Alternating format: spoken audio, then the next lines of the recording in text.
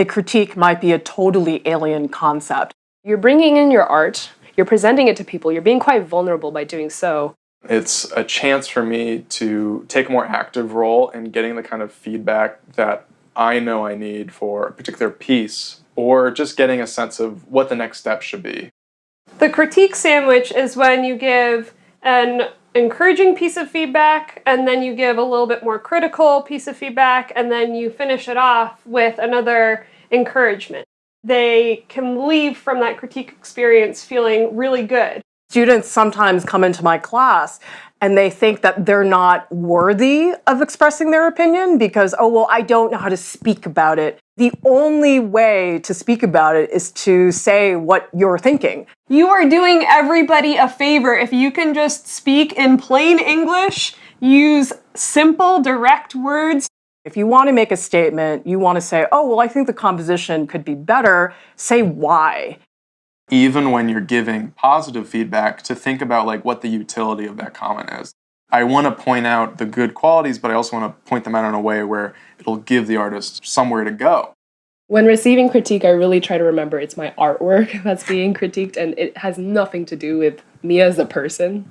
A lot of us have a really personal relationship with our art, so it's hard to separate those things sometimes. It's really hard not to take it personally, but it's not about you. It's about the work. I've got this one friend who I always ask for a critique, but every time he gives a suggestion, I'm always like, oh, I've already done that. I'm already thinking about that. And he's like, Lauren, why do you always get defensive? And I'm like, oh, I didn't even realize I was doing that. So I think the first step is just noticing that you're being defensive. Whenever I do comics, I always draw little thumbnails and just present them to people without saying anything. I just say, what do you see?